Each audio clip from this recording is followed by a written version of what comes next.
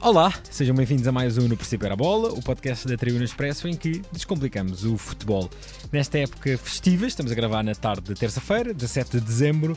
Eu sou o Pedro Barata e comigo tenho os mestres do comentário, Tomás da Cunha. Olá, Tomás. Olá, Pedro. Olá, Rui. Olá a todos. E o Rui Malheiro. Viva, Rui. Viva a todos e, claro, obviamente a ti, Pedro, e ao Tomás também, para não me esquecer como na semana passada.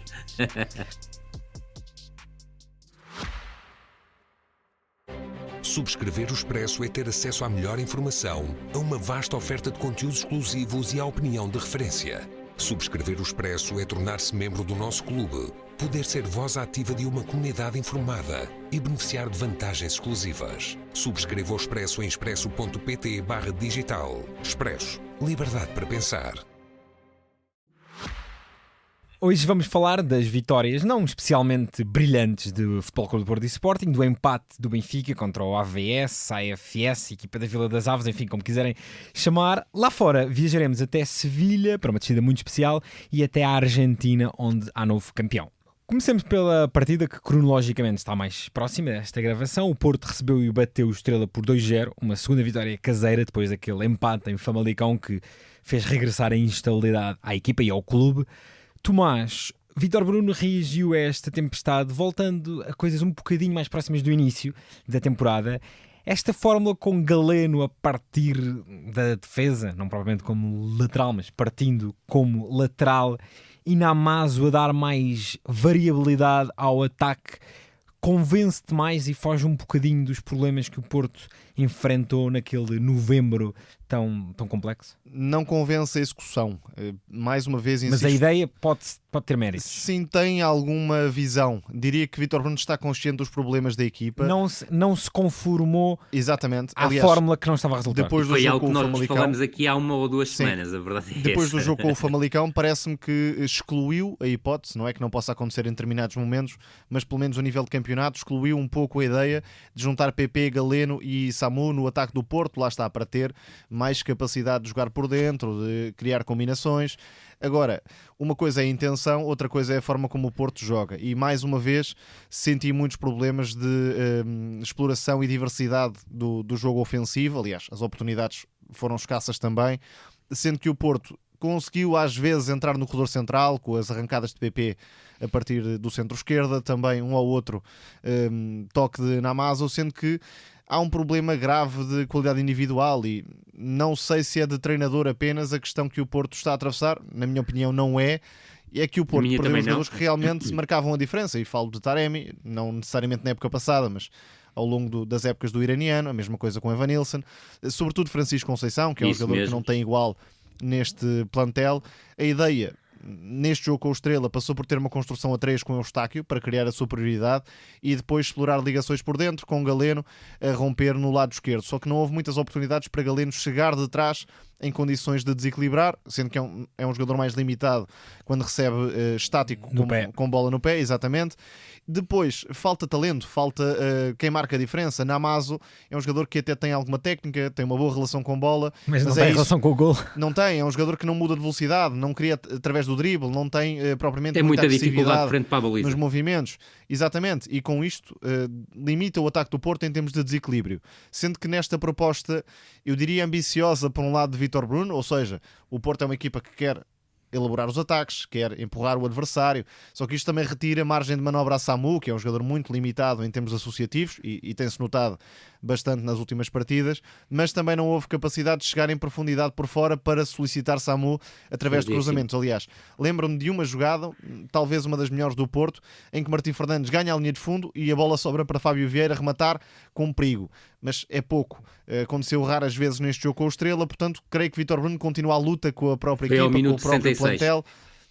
Está de certa forma consciente, e isso é um ótimo sinal na tentativa de melhorar e de colocar a equipa a jogar de outra forma, mas o Porto ainda é uma equipa que não joga à grande. Diria que pensa e tem um objetivo definido, mas não consegue, a partir do plantel que tem, tirar o máximo proveito disso, sendo que o Estrela não criou grande perigo e portanto foi um jogo sempre de resultado mais ou menos definido para o Porto. Rui, e nesta ideia de jogar à grande e de aumentar o talento disponível, como é que tens visto o momento mais recente de Fábio Vieira, que claramente seria o jogador que por potencial poderia elevar esta equipa. Teve um começo de temporada um pouco tímido, como seria natural depois de 2 anos a jogar muito, muito pouco. Como é que tens visto já estas últimas semanas do Criativo Canhoto? Eu creio que o Fábio está cada vez mais próximo de ser Fábio, e algo que nós salientamos aqui, até colocamos a hipótese do Galeno voltar à posição de lateral esquerdo, era a questão do Fábio Vieira ser incorporado, se quisermos, no tridente de ataque do Futebol Clube do Porto, dando mais pausa a partir do corredor direito, buscando muitas vezes o corredor central, o que tem acontecido, e a verdade é que ontem diante do Estrela da Amadora, mesmo não tendo feito um jogo incrível, a verdade é que os melhores momentos ofensivos do Futebol Clube do Porto passaram sempre ou pelo Nico Gonzalez ou pelo Fábio Vieira. Agora, sendo que o Porto inclinou muito o jogo para a esquerda, para a principalmente esquerda, na primeira exatamente. parte, tanto que Vítor Bruno até faz um ajuste na construção para a segunda parte, passa com o o Eustáquio para o posicionamento de centro de Eustáquio. direita. Exatamente. E esse aspecto parece-me muito interessante. Agora, o Fábio Vieira ainda está à procura de ser ele próprio, e ele é capaz de fazer isso, e é capaz de ser um jogador que vai fazer a diferença, muito provavelmente, a partir da segunda volta do campeonato, quando conseguir jogar com regularidade, passar-lhe o fantasma das lesões, o fantasma também de ter jogado muito pouco, principalmente o ano passado, e acho que é isso que lhe falta. Agora, eu creio que a melhor posição para o Fábio Vieira, dentro desta ideia de querer ser grande, que obviamente que o Futebol Clube do Porto tem que ser obrigatoriamente grande, eu creio que o Fábio Vieira pode ser um elemento nuclear na zona central do terreno a jogar como médio ofensivo, mas acho que para o Futebol Clube do Porto ter um jogar mais associativo, faz mais sentido o Fábio Vieira partir do corredor direito, buscar muitas vezes o corredor central, entregar o corredor direito ao Martim Fernandes ou ao João Mário, quando o João Mário estiver disponível. Aí a opção é sempre difícil de tomar para o Vítor Bruno, mas tal como o Tomás disse, aquilo que se sentiu ontem no jogar do Futebol Clube do Porto foi claramente uma equipa que teve muitas dificuldades em entrar no corredor central, mesmo quando teve espaço para o fazer, mas a verdade é que o 5-3-2, que era quase 5-5-0 antes de sofrer o primeiro golo da equipa do Estrela da Amadora, barrava o corredor central, e o Futebol Clube do Porto teve dificuldades em penetrar, principalmente no espaço entre linhas, mesmo havendo espaços para o conseguir. O Futebol Clube do Porto foi uma equipa que teve muita dificuldade em ter profundidade nos corredores laterais, e isso, face à forma como o Estrela da Amadora defendia, é curto para aquilo que o Futebol Clube do Porto pretende. E depois acho que há um ponto que é essencial e que o Tomás falou, e muitíssimo bem, que eu creio que o Futebol Clube do Porto, a partir de setembro, viciou-se na presença do Samu como referência ofensiva, mas quando joga contra uma equipa num bloco médio-baixo ou baixo, como aconteceu diante do Estrela da Amadora, há muitos poucos espaços para explorar a profundidade.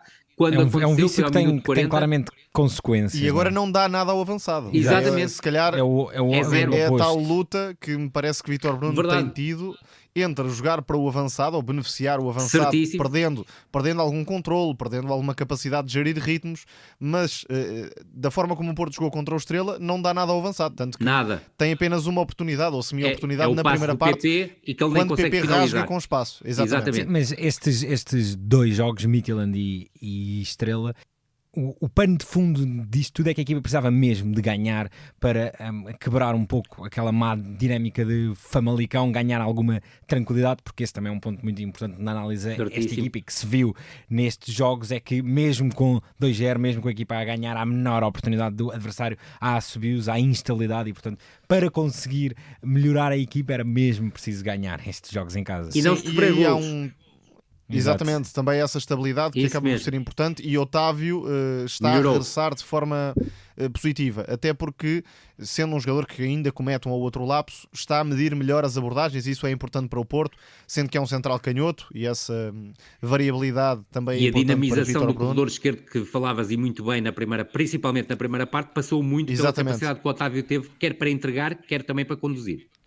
E depois o segundo golo, marcado pelos suplentes, também é uma nota interessante para Vítor Bruno, Francisco Moura, o Rodrigo Mora, que acho que é um jogador, não sei exatamente qual é a razão para Vítor Bruno o preservar ou até o afastar de alguns momentos. Não sei se é o treino, não sei se é a junção com o Fábio Vieira, que ainda entende que não beneficia a equipa. Mas que a verdade é que o teto deste Porto atualmente passa muito pela afirmação ou não de Rodrigo Mora. É um dos jogadores que pode dar algo mais em termos de condução, criatividade, último passe e até chegada à área, sendo um jogador também com capacidade de ir buscar jogo, de dar rotação ao meio campo em termos de jogo ofensivo. Mas, E já agora, este Tomás, destaque, que tocaste nesse ponto, parece-me importante referir um aspecto. A transmissão televisiva do encontro salientou que esse gol tinha sido obtido em contra-ataque. Não foi obtido em contra-ataque, foi foi uma uma ação de saída, ataque organizado do Futebol Clube do atraindo a Porto, pressão. atrair a Exatamente. pressão do Estrela da Amadora, superá-la, combinação Moura e Van Rijmen-Moura, e depois o Moura muito sagaz a buscar o Rodrigo Moura no corredor central, e depois a busca do corredor direito por parte do Rodrigo Moura. 4 suplentes nessa jogada. Com o Gonçalo Borges, do meu ponto de vista, a não ter a definição perfeita e a beneficiar de um erro do Bruno Brigido na abordagem ao lance. Gonçalo Borges, que depois de 67 jogos pelo Porto fez um golo, que também para um atacante é muito. É demasiado. É muito, e além disso é um jogador que tem aquela dificuldade em produzir. Isto é um jogador que Isso às mesmo. vezes até agita, dá qualquer coisa, Sim, mas teve não momentos produz interessantes diretamente para a equipa. Aliás, Verdade. no início da época passada tem vários jogos que têm muito impacto. Lá está, como agitador e não propriamente como um definidor. Depois é de destacar também a criatividade na bola parada que o Porto foi mostrando, e numa equipa que não tem ainda a confiança, o talento Certíssimo. suficiente, É um atalho é um atalho exatamente que Sim, pode e dar pontos nota-se e pode meter a claramente, equipa a competir. E nota-se claramente que é um Futebol Clube do Porto que viu o Arsenal jogar e que tirou algumas coisas do Arsenal, mas o melhor treinador normalmente é o ladrão de ideias. Não estou a dizer, obviamente, que o Vítor Bruno é o melhor treinador, mas soube muito bem ver aquilo que se passa, e acho que isso faz parte do trabalho do treinador, e a questão de colocar 4 jogadores ao segundo poste foi uma questão decisiva para o golo do Futebol Clube do Porto, porque se repararmos, a equipa do Estrela da Amadora defendia misto na bola parada, deixou as duas referências com o Neuen e com o Otávio, e perdeu claramente as referências do Galeno e do Nico, que acaba por marcar o golo num canto que nem sequer foi muito bem marcado por parte do Fábio Vieira. Há aqui um ponto muito importante em relação ao Vítor Bruno, e o Porto até está no tal ano zero, se quisermos. Enfim, já abordámos aqui o tema, já abordámos também algumas incoerências entre o discurso de cima e o discurso do treinador, às vezes, e até dos jogadores, mas e depois também servirá de ponto para o Benfica, diria. Obrigado. É isso mesmo. Exatamente, é que nesta temporada, e cada vez mais acho que será assim, há poucas super equipas, poucas equipas que cresçam muito em termos de jogo coletivo. E isto tem a ver claramente com os calendários, com a sobrecarga de jogos. Os treinadores não têm tempo. Com a falta de microciclos semanais. E com isto não quero defender, obviamente, Vítor Bruno e Bruno há Lage e por aí fora. Há quanto tempo é que Porto, Benfica, Sporting, Braga e Vitória é que não terão 4 dias seguidos de treino? Com isto não quer dizer que não há melhorias e que não há, de certa forma, espaço para crescer. Claro que há. Daqui a bocado falaremos de uma equipa que tem crescido muito. Posso até dar a resposta, Pedro, sem problema absolutamente nenhum. Houve só uma semana em que houve essa possibilidade, foi do início de dezembro. Do resto, não houve nenhuma possibilidade a partir de setembro. Com isto quero apenas dizer que a exigência, por vezes, também tem de ser um bocadinho mais realista do que às vezes acontece. E também é preciso ir ganhando pontos em dias complicados como o de ontem para o Futebol Clube do Porto, e como aquilo que o Benfica não conseguiu fazer na Vila das Aves, quando disse adeus ao registro totalmente vitorioso, como o Bruno Lage vinha de 8 vitórias em 8 jornadas da Liga. Rui, depois daquele empate contra o Bolonha, Lage rodou, como não vinha sendo habitual, mas a verdade é que o empate, se calhar até a pecar por alguma coisa, é por tardio, porque naqueles últimos 20, 25 minutos da segunda parte, a equipa de Daniel Ramos foi acumulando várias oportunidades para chegar a um igual mais cedo. Completamente de acordo, Pedro. Salientar um aspecto, isto para começar, não concordei absolutamente nada com o Bruno Lage na conferência anterior até ao jogo do Bolonha, em que disse que os campeonatos são muitas vezes ganhos por jogos em que se vence por 1-0. Estar a vencer por 1-0 não significa que se marque o golo aos 10 ou 15 minutos do jogo, como aconteceu diante do AVS, foi ao minuto 17 até, para ser preciso, mas muitas vezes consegue-se essa vitória por 1-0 ao minuto 90 mais 5. E a verdade é que o Bruno Lage acabou por tropeçar nessa sua ideia, porque comprovou claramente no jogo com o AVS que estar a ganhar 1-0 e depois procurar dominar e controlar o jogo, não conseguindo, principalmente a partir dos 70 minutos, pode dar num desastre, e aquilo que aconteceu nas Aves contra o AVS para o Benfica, sendo que eu acho que o empate é inteiramente justo, até podia ter descambado em algo muito mais grave. Salientar que na primeira parte o Benfica até entrou de forma desconcentrada e até displicente, diria. Há 2 erros na fase de construção que permitem 2 oportunidades ao AVS que são muito mal concretizadas, mas entre o minuto 15 e esse é um ponto 40... importante, Rui, é que já na primeira parte a pressão Certíssimo. do AVS fez moça, não foi apenas na segunda parte, E aí, era se uma calhar de pressão forma pouco mais agressiva, visível. não sei se concordas comigo, era uma pressão pouco agressiva, mas na segunda parte, a partir do momento em que a Mas pressão condicionou. tornou-se muito agressiva, o Benfica teve dificuldades imensas, que não fazem qualquer sentido. A última semana mostra que essa é a grande lacuna, no meu entendimento, do jogo do Benfica. A forma como resiste à pressão, a forma Isso como supera e marca o ritmo do jogo com bola e a forma como, perdendo a bola, depois se expõe a ataques rápidos, contra-ataques do adversário. Foram 3 jogos, consecutivos, com algumas semelhanças, não só por isso, como também... Sim, muitas. E Tomás, pela escassez ofensiva, são 2 golos em 3 jogos e mais do que isso, são 10 remates enquadrados à baliza na soma dos 3 jogos. Portanto, é um Benfica que muito está pouco pujante nesta fase. Pouco pujante e permitiu alguma coisa aos adversários. Tem aquele jogo contra o Estrela da Amadora em que tudo correu bem e partiu tudo numa exibição superlativa do Di Maria, principalmente na primeira parte diante do Estrela da Amadora nesse jogo da Taça de Portugal, e a partir daí tem vindo uma quebra absolutamente notória, e eu volto a frisar, e creio que não há grandes dúvidas em relação a isso. É muito difícil construir uma equipa e construir um modelo de jogo que não existia na equipa do Benfica em plena competição, e a verdade, e volto a frisar, que é válido para o Benfica, para o Sporting, para o Porto, para o Sporting Clube de Braga e também para o Vitória. É que é muito difícil trabalhar, e a equipa, do meu ponto de vista, que tem melhor trabalhado é o Vitória Sport Clube, até na forma como roda os jogadores, e a equipa não sente muitas vezes essa rotação. É a dificuldade que tu tens em construir um modelo de jogo em plena competição, e a verdade é que isso tem Porto acontecido. E o Benfica assentam em 2 pilares que vão sair melhor ou pior. Gestão, certo, de grupo, quem é que joga, quem é que não joga, e os jogadores que vão nem mais fazendo face a cada jogo, e depois a adaptação estratégica para cada momento. E isso, por vezes, também não sai da melhor forma. Verdade.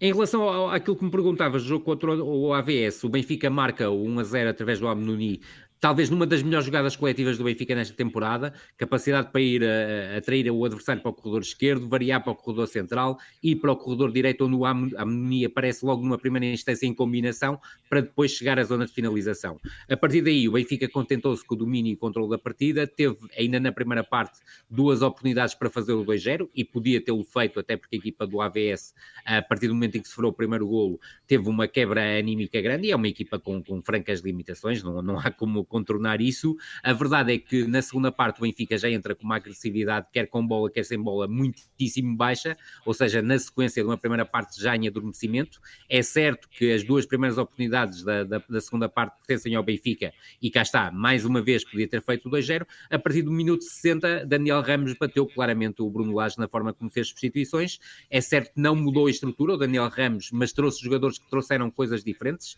até Babatunde, que não é um jogador que me encanta profundamente, mas que veio trazer ali uma dinâmica. Mas Nené ainda joga. Esquerdo.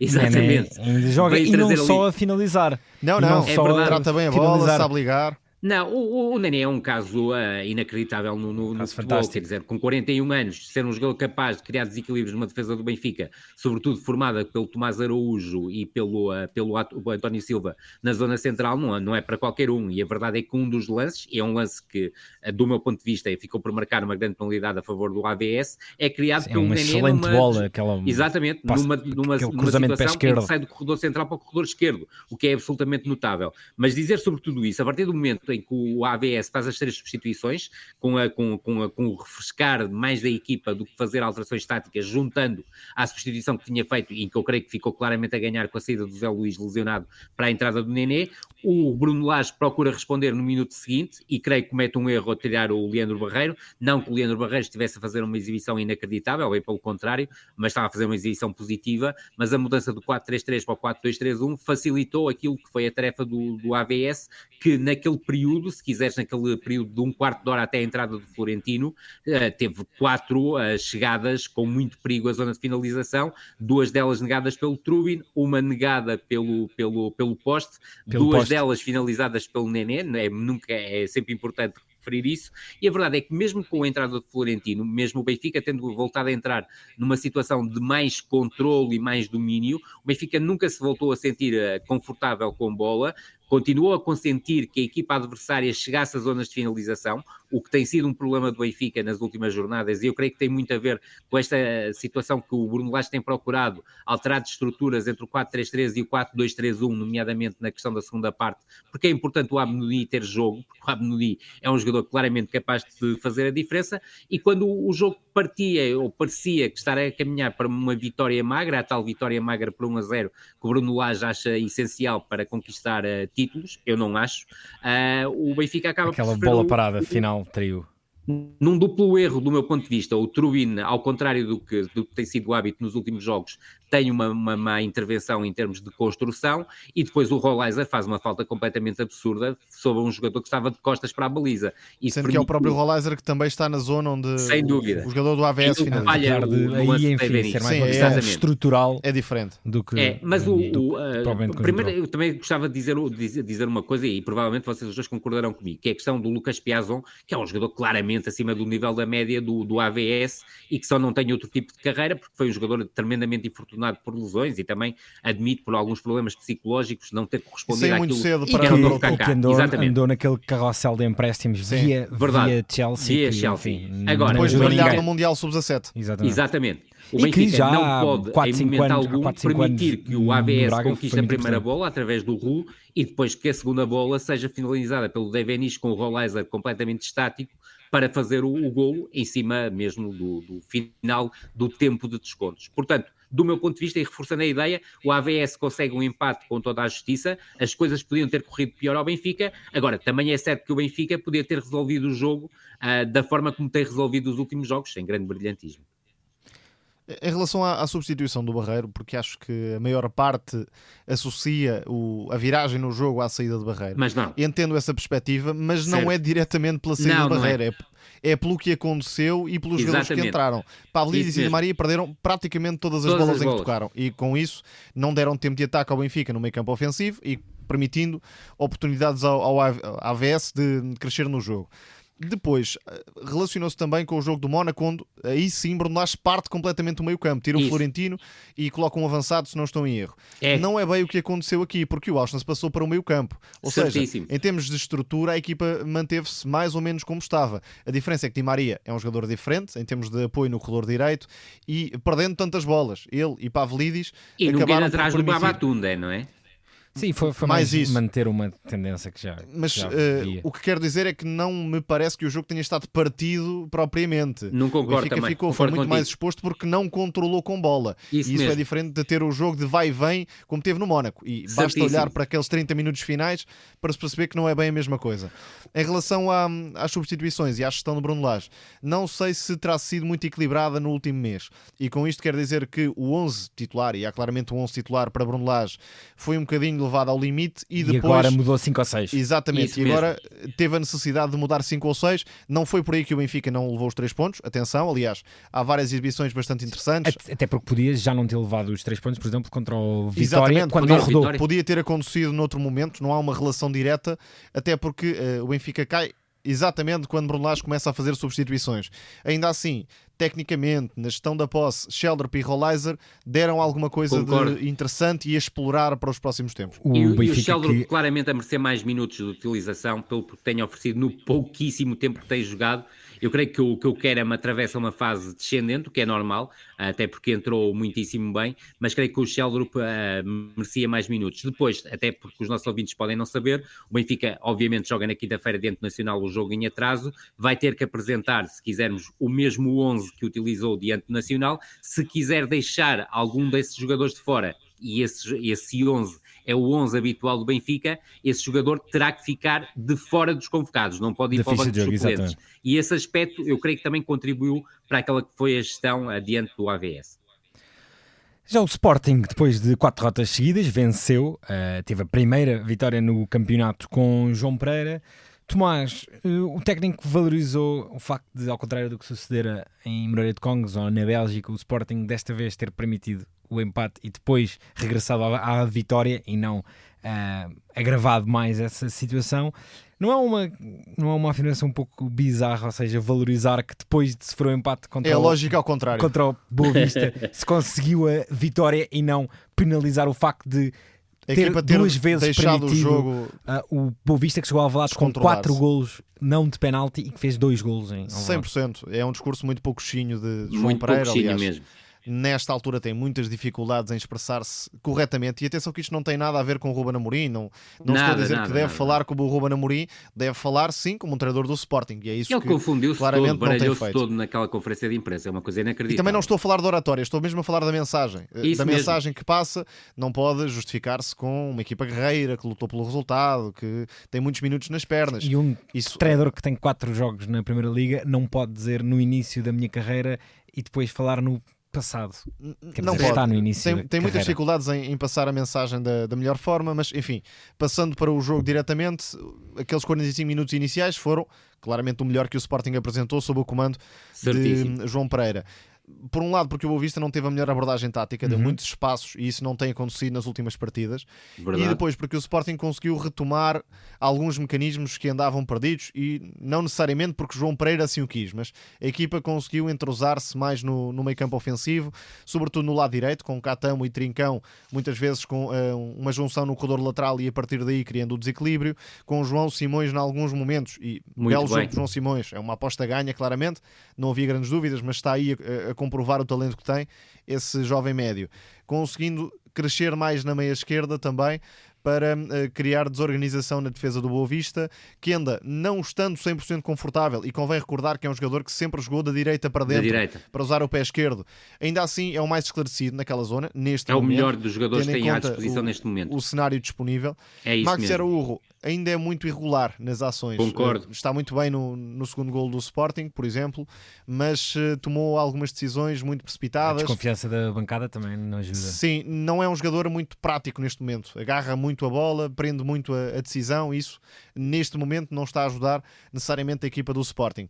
Depois, conseguindo também, em alguns momentos, jogar a 1-2 toques no corredor central, ativar Gyökeres com espaço. O lance do 3-2 também é um excelente exemplo de um ataque mais vertical que o Sporting não tem conseguido fazer, por A diversas aceleração razões. do que anda a ser decisiva. Exatamente, lá está a visão É de isso Kenda mesmo. para o lançamento. Só que depois o Sporting está completamente intranquilo assim que o adversário se aproxima das zonas de perigo. O guarda-redes é um tema. Mas em Alvalade contra o Boa Vista, houve períodos nos últimos 20, 25 minutos do jogo em que parecia que o Sporting estava a jogar contra o Barcelona ou o Há Arsenal, muitos ou o problemas, City. há Um muitos grande problemas sofrimento. individuais, completamente. Há muitos problemas individuais de abordagens, por exemplo, no gol do Boa Vista, no primeiro gol. No primeiro. Debast perde a posição, depois tem uma referência de marcação, mas como vê que Eduardo Quaresma não está a acompanhar, troca e Salta. no fundo acaba por permitir que Bozenic, e Bozenic voltou aos golos, é bom destacar isso, 9 meses ficasse depois, completamente impressionante. sozinho na grande área, E mas ias houve ao muito tema espaço. dos Houve muito guarda-redes espaço para também. aquele passe vertical bater logo Julent Verdade. e João Simões nesse lance. Portanto, Foi a transição Blaga. defensiva do Sporting está claramente menos eficaz e a dar oportunidades aos adversários. E aí o Boa Vista cresceu, um tema de guarda-redes, claro, visível no Nítido. segundo golo, mas não só de guarda-redes. É A verdade. diferença é óbvia, o Sporting antes tinha tranquilidade, mesmo que até sofresse um golo, sabia que era capaz de dar a De ir volta para à cima e situação dar a e de volta. marcar mais E golos. agora há muita intranquilidade. Agora a equipa treme. E há um momento-chave, a meu ver, que marca aquela meia hora final. Porque o Sporting faz o golo, o 3-2 na altura, e a partir daí, em vez de procurar algum controlo com bola, João Pereira mete Arda, que é um Arda. jogador Não que não fez segura uma sentido bola. nenhum. É um jogador de pura É o verticalidade. caos. Exatamente. E aí havia algumas hipóteses, por exemplo, subir João tornar-se um Simões. excelente ponta de lança, mas Claramente, mas é para quando o Sporting está empatado, avançado está a interior tem perder, muitas dificuldades. precisa de ganhar, precisa de crescer no jogo. Naquela altura precisava de controlar, de Da mesma acalmar forma, o que era Tomás, possível de acalmar. Que concordarás comigo, diante do Bruges esteve péssimo também nas substituições. Já nem vamos aí porque essa é flagrante. Isso mesmo. Sim, sim. Claro que sim. Mas, Rui, o Tomás tocou aqui na questão da instabilidade defensiva do Sporting. Além das questões individuais e emocionais, a que é que atribuis esta instabilidade que tem sido a nota dominante destas últimas 2 semanas, com muito mais golos sofridos, para uma equipa que chegou à 10ª jornada da Primeira Liga com pouquíssimos golos sofridos? Claro que sim, o Sporting está claramente mais permissivo e também acho que não ajuda muito a constante troca no último setor da equipa do Sporting. E ainda no último jogo, Por vezes o Diomande sai da forçada, equipa diga-se. Exatamente, depois de ter sido titular diante do Clube Bruges e ter vindo a ser titular como central pelo meio. E creio, e volto a frisar isso, que continua a ser para mim o jogador mais confortável a jogar naquela posição de central pelo meio e aquele que tem mais a oferecer. Agora, aquilo que me parece é que aquilo que era um trabalho afinadíssimo com o Ruben Amorim está a perder essa afinação, e depois o Tomás tocou num ponto que eu acho que é o ponto essencial. O Sporting defendia de forma tão compacta, tão corrosiva no bom sentido. Autoconfiança, acho que é a melhor expressão. Exatamente. Para ir antecipar, roubar a bola acima. Verdade. Agora a equipa encolhe-se e depois cria-se um espaço muito grande. O guarda-redes não muitos... ficava tão exposto, e hoje em dia está claramente exposto, porque o guarda-redes e o Israel tem diante do Bruges uma afirmação que para mim é uma afirmação que não devia ter feito, que é dizer que cada remate à baliza é um golo do adversário. Isso não abona nada em favor dele. Mas o problema central é exatamente aquilo que nós estávamos agora a debater. A equipa do Sporting era uma equipa completamente confiante. Se houvesse um erro, a equipa do Sporting não tinha problema nenhum em cair em cima do adversário, e nós tínhamos quase a certeza que o Sporting era capaz de produzir uma reviravolta no marcador. Hoje nós não sentimos isso. O problema pode começar lá atrás, mas depois continua na forma como o Sporting fica intranquilo quando está ou não está em situação de vantagem no marcador. Mas voltando a João Pereira e ao discurso do treinador, ainda não compreendi o que quer exatamente passar, e falo disto em termos de análise pós-jogo, porque a análise pós-jogo de João Pereira bate completamente ao lado do que se vê no relevado. E não sei se o treinador acha que está a ganhar tempo com isso, mas parece-me que depois de 4 anos de honestidade, não digo 100% de honestidade, mas enfim, maioritariamente com afirmações honestas e claras de Ruben Amorim, tentar mandar areia para os olhos, não sei propriamente se é o melhor caminho para João Pereira. E repito, não estou a comparar com a oratória de Ruben Amorim, mas acho que um discurso mais frontal sobre os problemas da equipa beneficiaria o próprio João Pereira, porque aproximava-o dos adeptos do Sporting. Poucas coisas irritam mais os adeptos do que sentirem-se enganados e sentirem-se que o treinador não viu o mesmo jogo que eles. Indo agora para as nossas rubricas, vamos começar pela Revienga, neste calendário cheio de jogos, a meio da semana.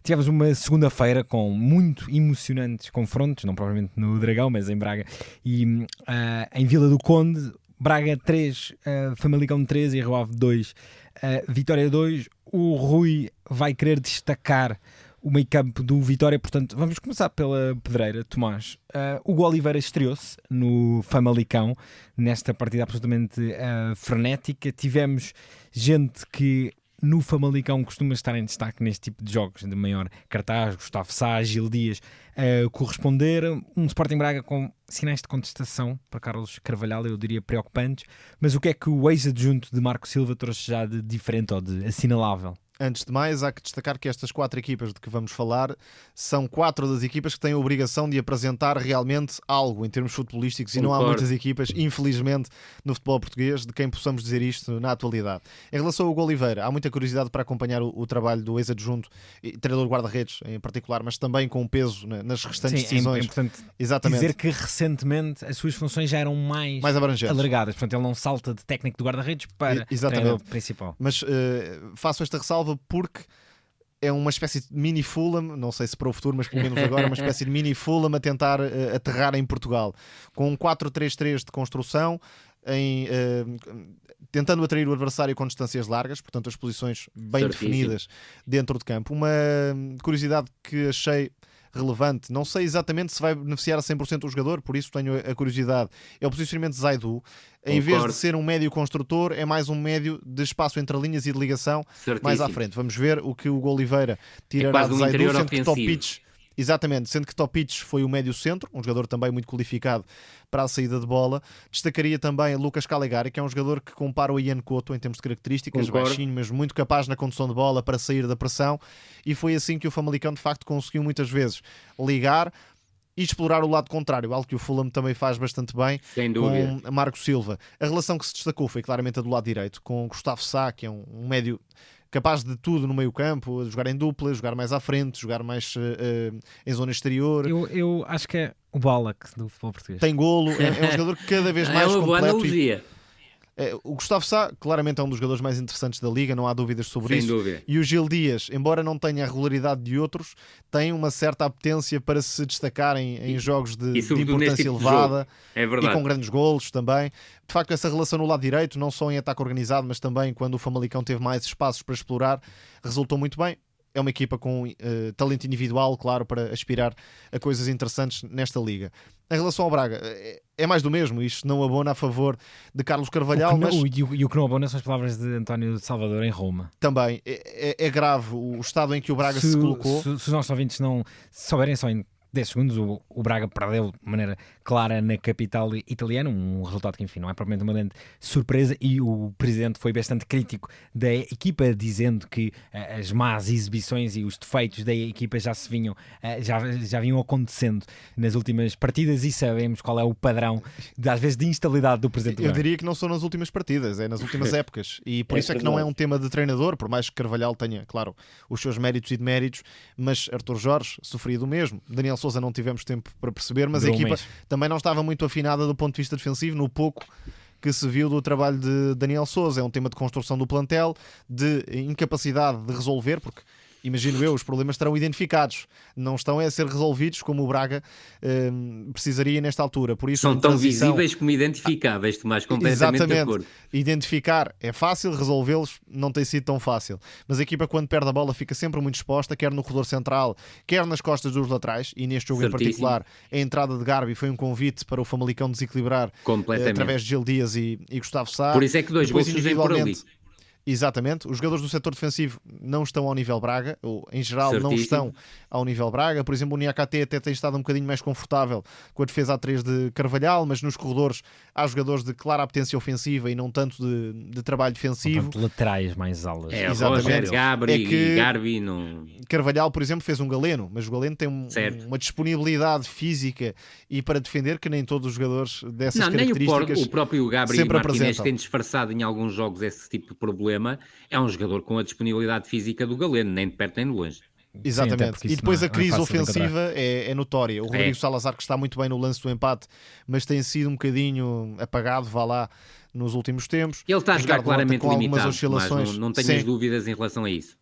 Ricardo Horta com algumas oscilações, mas foi decisivo no empate Entrou para o Braga. e Depois o conseguiu tema dos empate. O avançados. tema dos avançados. O tema dos é avançados evidente. são jogadores interessantes, atenção, tanto um como o outro, não são más contratações, diria, de caras, são sim jogadores impreparados para serem a primeira Isso figura mesmo. do ataque do Braga. E isto é o tal tema da construção do plantel. E Sobretudo quando se provavelmente aí tem jogadores como o Cleiton ou como o Schettini, que chegou a passar pelo Braga, que estariam muito melhor preparados para serem o número 9 numa equipa como o Braga, e não dois jogadores sem grande experiência ou sem nenhuma experiência em termos de divisões principais, E com que me alguma parecem, dificuldade. quer num caso, quer no outro, mas principalmente no caso do El Azani, jogadores que têm um futuro pela frente bastante interessante.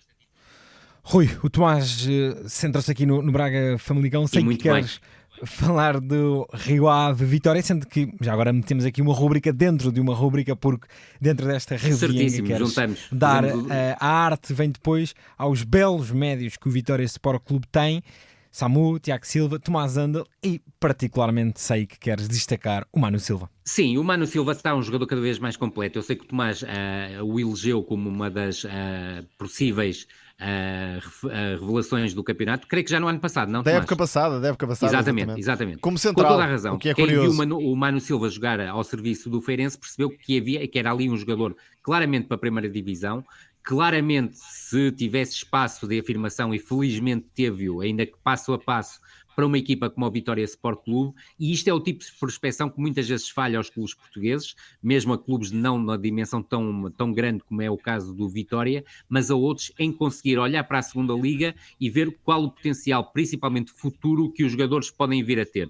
O Manu Silva é um exemplo disso. Primeiro tem a questão da polivalência, porque pode jogar como médio centro como defesa central.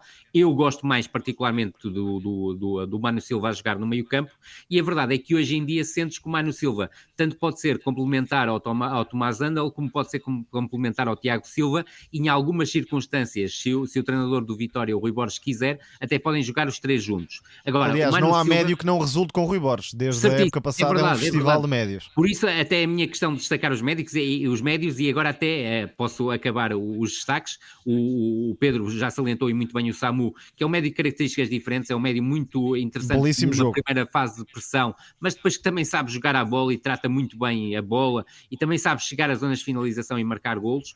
Para mim, um dos melhores jogadores do campeonato tem sido o Nuno Santos, apesar de não passar um bocadinho ao lado daquilo que é a imprensa. Tem um falhanço grave neste jogo, em que podia claramente ter feito golo, mas é o homem dos golos difíceis. Sem dúvida nenhuma. E é um jogador que inventa soluções a partir do corredor esquerdo, sendo ele um médio centro de origem, que eu creio até que a melhor posição para ele seria a posição 8, mas também que pode fazer 10 e como pode fazer este falso ala esquerdo. E relembro principalmente no primeiro ano do César Peixoto, no Passos Ferreira, que ele cresceu imenso e ganhou uma confiança que até aí não tinha demonstrado, mas está a fazer uma época...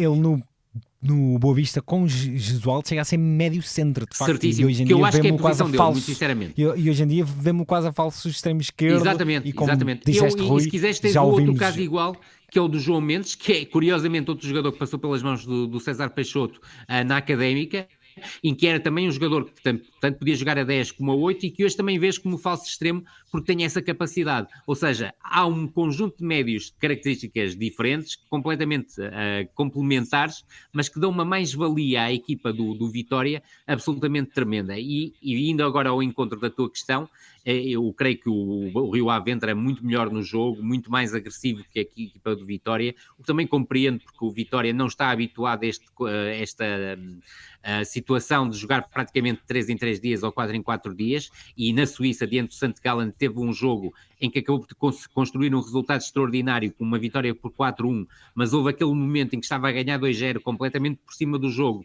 sofre o 2-1 e a equipa podia ter abanado, e ao invés caiu em cima do adversário e construiu o 4-1.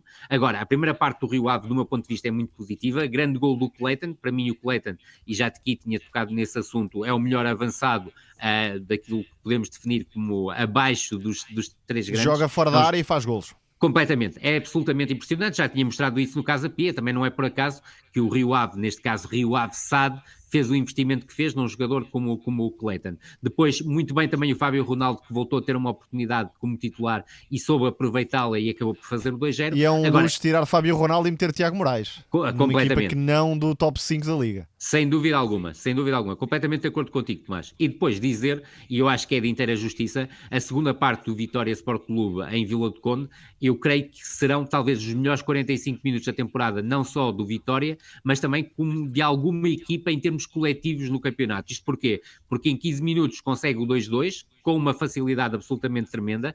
Queria destacar aqui um jogador que não é defesa central, mas que partiu para esta temporada como quinto central do Vitória e hoje em dia é claramente o central número 1 do Vitória e que muito provavelmente não demorará o salto para outro patamar competitivo. Estou a falar claramente do Oscar Rivas, não só pelo que defende, mas também lembrar um bocadinho o Sereno, que também se afirmou no Vitória. Concordo inteiramente contigo, analogia perfeita. Depois chega ao 2-2 pelo Gustavo Martins e a partir daí vimos um Rio Ave completamente intranquilo, já o estava desde o início da segunda parte, e é um Vitória que persegue o terceiro golo até ao último segundo da partida e do meu ponto de vista, independentemente do Rio Ave ter sido superior na primeira parte, eu creio que o Vitória até justificava a reviravolta no jogo de Vila do Conde. Mas voltar a destacar isto, e o Tomás até teve ali a expressão que eu acho que é a expressão-chave, é muito difícil tu encontrares um médio que jogue mal numa equipa de Rui Borges. E isso quer dizer muito sobre também a qualidade e a competência do trabalho do treinador ex-moreirense e agora é treinador de Vitória. Em relação ao Manu Silva, acho que está tudo dito quando faz uma época como central numa defesa a 3. E agora joga não só como médio centro distribuidor, mas também como médio interior por vezes. Certíssimo. E é de facto um jogador muito completo, com uma inteligência tática fora do comum, e a nível do passe, neste momento, não sei se não andará perto de ser o jogador com mais possibilidades. E não estou a dizer que é o melhor exatamente, mas mete a bola por fora, por dentro, em profundidade, passe curto, tem uma qualidade no passe fora do comum. Por isso, claro, merece todos os Tomás, destaques. Não sei se concordas comigo, eu adoro o Wendel, e acho que o Wendel é um jogador incrível, mas o Manu, em algumas circunstâncias, oferece até coisas diferentes daquilo que o Tomás Wendel normalmente oferece, o que me parece extremamente interessante para uma equipa como a Vitória. Exatamente. Sobre o Vitória, claramente o trabalho de Rui Borges é o melhor da temporada em Portugal. Porquê? Consegue conjugar, na minha opinião... Desde logo porque é dos poucos que ainda não foi despedido. Exato, desde logo. Consegue conjugar um modelo sólido que vem desde o início da temporada. Reduzimos a lista a 5 ou 6. Exato. A melhor equipa seria o Sporting. Entretanto, claro, o que aconteceu nos últimos tempos, o rótulo é claramente do Vitória, que nem sequer está a fazer uma liga plena de vitórias, por exemplo, mas é uma equipa que tem identidade, consegue adaptar-se ao adversário, consegue jogar em diversos cenários, tem uma série de jogadores que estão a ser aproveitados. Repare-se que dos titulares que começaram a época, enfim, havia sempre alguma variedade, mas Alberto Baio era um jogador que não convencia e agora já está um patamar acima. Mano Silva, a mesma coisa. Oscar Rivas, a mesma coisa. O Caio César, o Gustavo Silva, vão todos dando rendimento. João Miguel Mendes. Exatamente, portanto o plantel todo praticamente é aproveitado por Rui Borges. Isto, claro, é uma marca de treinador. Vamos ver até onde vai o Vitória. Em relação ao trabalho de Petit, com uma mudança muito radical para o que fazia o Rio Ave com o Luís Freire. Parece-me que 3 centrais. A grande dificuldade vai ser equilibrar uma equipa que tem duas equipas dentro do mesmo grupo. Concordo. O setor defensivo não está ao nível do que existe do meio campo para a frente em termos de qualidade individual. Tiknass é uma das grandes revelações deste campeonato. Concordo. Acho que falaremos aqui dele mais vezes, portanto vamos falar, não vou aprofundar muito. E depois o Petit consegue inverter a tendência da segunda parte com a entrada do Aguilera para reabilitar o corredor direito, com o Kiko Bondoso, mais um excelente jogador da Liga Portuguesa, e o João Tomé também a chegar-se à frente. Portanto, um dos melhores jogos a que assisti nesta temporada da Liga Portuguesa. No futebol internacional, vamos começar no Teatro dos Sonhos, destacando o Vélez Sarsfield, campeão argentino, equipa de Gustavo Quinternos, um boliviano que já tinha sido campeão no Chile, no Equador. O clube foi o grande animador de 2024 na Argentina, já tinha perdido 2 finais, que era da Taça da Liga, que era da Taça da Argentina, acabou com mais 3 pontos que o Talleres de Córdoba, num campeonato em que já agora um dos melhores marcadores ex-aequo foi Franco Rara, o ex-Benfica, que já tem 36 anos e que está no Belgrano. Tomás, é uma equipa com uma mescla entre alguns veteranos, Brian Romero, por exemplo, que também sagrou o melhor marcador a par de Rara, e muitos jovens. Tiago Fernandes, médio de 20 anos, Valentim Gomes, central de 21, Maier Carriço, de 18 anos, que acabou a época titular. Fala-nos um bocadinho, rapidamente, do campeão argentino. Não foi uma liga muito nivelada por cima, aliás, o River, o Boca, o Vélez podia ter sido campeão mais cedo, mas houve uma luta a 3, o Talleres, enfim, já a correr por fora, mas o Huracan vencendo, podia ter sido campeão. Exato. É preciso destacar isso, mas foi uma performance muito negativa por parte do Huracan. O Vélez foi um justíssimo vencedor, foi a melhor equipa durante grande parte do campeonato e de facto tem essa mescla entre a experiência de alguns, mas sobretudo a irreverência e a juventude de outros. Destacaste o Tiago Fernandes, também há o Ordóñez, 2 médios muito interessantes para o futebol argentino. O Carrizo está a aparecer agora, mas tem um grande só apareceu mesmo pormenor, na final. Tem um grande pormenor no primeiro golo desse jogo do título. Portanto, o Gustavo Quinteros não teve qualquer problema em apostar na juventude, que também é a marca do clube, do Fortino, como é conhecido na Argentina. E depois destacaria, quanto a mim, um jogador de classe extra, que é o Valentim Gomes. Certíssimo. Para a seleção argentina, para um clube europeu, eu acho que pode fazer um percurso semelhante ao Senesi e ao Lisandro Martínez. Não sei se entrando numa liga dos Países Baixos ou numa liga portuguesa. Aliás, o Valentim Gomes já foi falado como o alvo dos 3 grandes em Portugal. E seria um encaixe muito natural. Exatamente. Não sei se agora já irão a tempo, mas era uma antecipação em termos de prospecção absolutamente notável. O atual capitão do Benfica chegou a Portugal depois de ser campeão pelo Vélez, Nicolás Otamendi. É o tipo de central que está plenamente valorizado hoje em dia, porque tem praticamente tudo. Não é um central com muita envergadura, mas tem capacidade atlética, sabe jogar, é líder. Aliás, tem sido muito destacado esse papel também ao serviço do Vélez, portanto vale a pena ter debaixo de olho. Valentim Gomes. Veremos se em janeiro algum destes nomes já não vem aí parar a Portugal. Para acabar muito rapidamente, a despedida de uma lenda do Sevilha. Jesus Navas fez o último jogo no Sánchez Pizjuán na vitória dos andaluzes por 1-0. Aos 39 anos fez um jogo 704 pelo Sevilha, numa viagem que começou em 2003, 2004, e que eu dar-vos-ei tempo para falarem sobre este jogador, mas para mim o mais impressionante é termos aqui quase 3 carreiras.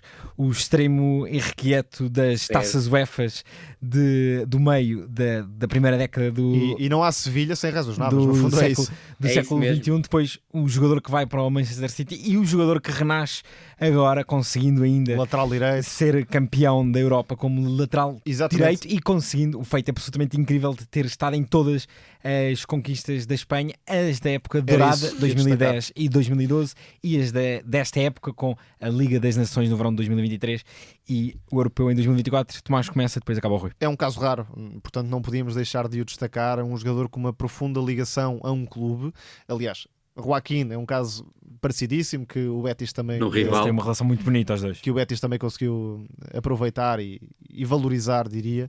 A mesma coisa com o Jesus Navas, com aquele pequeno intervalo, vá lá, em que não havia proposta para renovar, depois lá acabou por surgir essa proposta vitalícia, mas já se sabia que Jesus Navas não iria durar muito mais, sempre muito próximo de um símbolo como António Puerta, que faleceu, como se sabe. Deixa-me só destacar um gesto muito, muito bonito. Ele utilizava o número 16 do António Puerta e, ao despedir-se, apontou para as bancadas, tapando o seu nome e mostrando o número 16 do Isso António Puerta, mesmo. como que dizendo, Sim. eu só fui um cuidador deste número de António Nunca esqueceu Puerta. as raízes o Jesus Navas, portanto, carreira belíssima a nível desportivo, mas também com essas marcas simbólicas que fez questão de preservar. Depois, em relação ao futebol espanhol, é de invejar, de facto, esta cultura que permite ter um Iago Aspas no Celta de Vigo, um Joaquim no Betis, um Jesus Navas no Sevilha, O Oyarzabal no São. o Oyarzabal Isso na mesmo. Real No- Sociedade. na Real Sociedade. Exatamente, no Atlético a mesma coisa com os irmãos, Williams, enfim, não só, mas há muita coisa para destacar. Mas mesmo clubes mais pequenos, o Santi Cazorla voltou ao Oviedo e podíamos continuar, Lucas Pérez voltou ao Deportivo. É uma cultura que não temos e que vale a pena apreciar vendo de fora. O dinheiro aí também ajuda um bocadinho. Rui, em 10 segundos, tu notas sobre Jesus Navas. O Tomás tocou nos pontos essenciais e tu também na questão do extremo que se transformou num extremo desequilibrador que se transformou num lateral todo terreno. Eu creio que a mensagem mais importante que eu posso passar sobre o Jesus Navas, e mesmo muito, muito rapidamente, é que o Jesus Navas passou por problemas gravíssimos de saúde mental no início da sua carreira.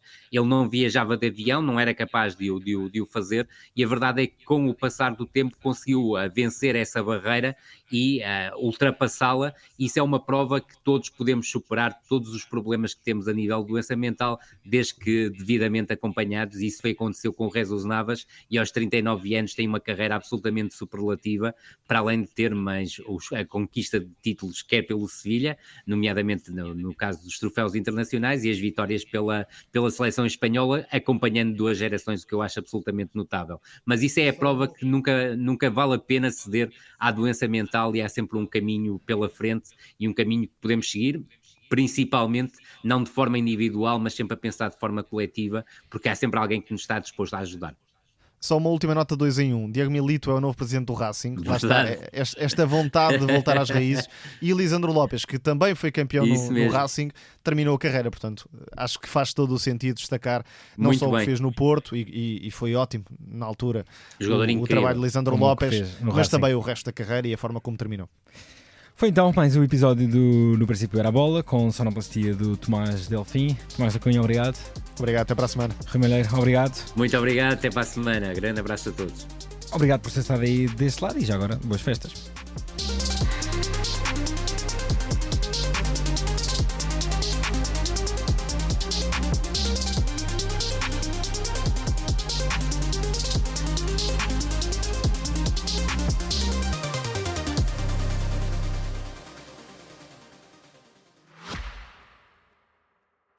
Subscrever o Expresso é ter acesso à melhor informação, a uma vasta oferta de conteúdos exclusivos e à opinião de referência. Subscrever o Expresso é tornar-se membro do nosso clube, poder ser voz ativa de uma comunidade informada e beneficiar de vantagens exclusivas. Subscreva o Expresso em expresso.pt/digital. Expresso. Liberdade para pensar.